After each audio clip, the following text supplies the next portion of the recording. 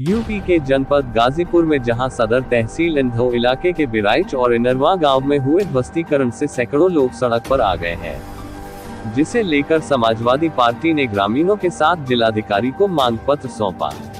इस दौरान जंगीपुर विधायक डॉक्टर वीरेंद्र यादव मौजूद रहे। प्रतिनिधिमंडल ने बेघर लोगों के लिए वाटरप्रूफ टेंट की मांग की है। बरसात में आकाशीय बिजली और जहरीले जीवों से बचाव के लिए सुरक्षा इंतजाम की मांग की गई है। साथ ही महामारी से बचाव के लिए अस्थायी शौचालय बनाने की मांग भी की गई है।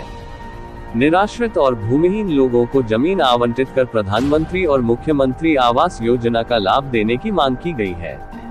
रक्षा संपदा की जमीन पर विस्थापित लोगों की अस्थायी व्यवस्था करने को कहा गया है। बरसात के दौरान ध्वस्तीकरण रोकने की मांग की गई है। 50 वर्षों से आबादी वाली जमीन पर बसे लोगों के घरों को न तोड़ने की अपील की गई है। विधायक वीरेंद्र यादव ने कहा कि यह कार्रवाई सत्ता के इशारे पर हो रही है। उन्होंने बताया कि ये लोग 70 साल से यहाँ रह रहे हैं।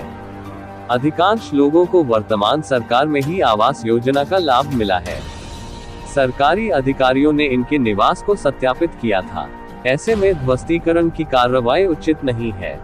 पत्रक लेने के बाद मीडिया से बातचीत करते हुए जिलाधिकारी अविनाश कुमार ने बताया कि जो भी कार्यवाही अब तक की गई है वह रक्षा संपदा विभाग द्वारा कराई गई है।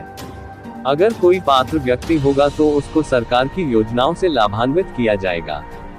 साथ ही उन्होंने बताया कि पूर्व में यदि रक्षा संपदा विभाग की जमीन पर कोई सरकारी निर्माण कराया गया था तो उसकी जांच कराकर कार्रवाई की जाएगी। मालूम हो कि गाजीपुर में द्वितीय विश्व युद्ध के दौरान बनी सेना की हवाई पट्टी से अतिक्रमण हटाने की कार्रवाई 2 दिन चलने के बाद स्थगित कर दी गई है। रक्षा संपदा प्रयागराज की निगरानी में जमानिया मोड़, रजदेपुर, अंधाऊ, बिराइच और इनरवा में 100 से अधिक अतिक्रमण हटाए गए थे। जो भी कार्रवाई अभी चल रही है, ये हवाई पट्टी रक्षा संपदा के अधिकार क्षेत्र में आती है। इसकी भूमि का चिन्हांकन रक्षा संपदा द्वारा कराया जा रहा था। ये सारा कार्य उन्हीं के अधिकार क्षेत्र के अंतर्गत है। जो उनके द्वारा जो कार्रवाइयां करी गई हैं वो उन्होंने अपने अधिकार क्षेत्र के अंतर्गत करी है और जो भी उनके नियम है उसके अंतर्गत करी है। और इसमें जो कुछ प्रभावित लोग हैं जिसके संबंध में हम लोग भी जांच करा रहे हैं कि ऐसे कोई व्यक्ति जो पहले से निवास कर रहे हैं जिनको आवास की आवश्यकता है तो उनको विस्थापित होने पे हम लोगों ने पट्टे की व्यवस्था करा रहे हैं। उनका हम लोग बंजर या ऐसी जो ग्राम समाज की भूमि है उसका चिन्हांकन करके उनको पट्टा दिया जाएगा और उनको आवास से भी लाभान्वित किया जाएगा।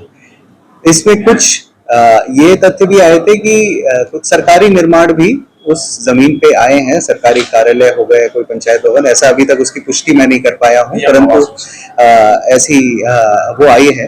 तो इसके लिए क्योंकि पूर्व में ये सब कुछ हुआ है तो इसके लिए उत्तरदायित्व भी निर्धारित किया जाएगा। जी, मैं जैसे आपसे कहा कि ये जो रक्षा संपदा की भूमि है उसको ग्राम समाज मानते हुए यदि कोई इस तरीके के आवंटन हुए या कुछ हुआ तो उसमें तत्कालीन जो भी रहे उनके विरुद्ध उत्तरदायित्व निर्धारित जरूर किया जाएगा। सर, अभी चिन्हित हो पाए कितने लोग ऐसे हैं जो पात्र है या फिर उनके लिए व्यवस्था नहीं, अभी मैंने टीम बनाई है।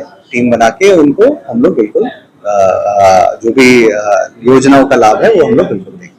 इसमें पूरी कार्रवाई जो है वो रक्षा संपदा विभाग द्वारा करी गई है। इसमें जिला प्रशासन द्वारा कोई भी ऐसी कोई कार्रवाई नहीं करी गई है। हाँ, जैसा मैंने आपको कहा कि जो भी ऐसे पात्र परिवार हैं उनके लिए हम लोग बिल्कुल जिला प्रशासन की तरफ से जो भी अनुमन्य योजनाएं हैं उनकी सहायता अवश्य उन तक पहुंचाई जाएगी।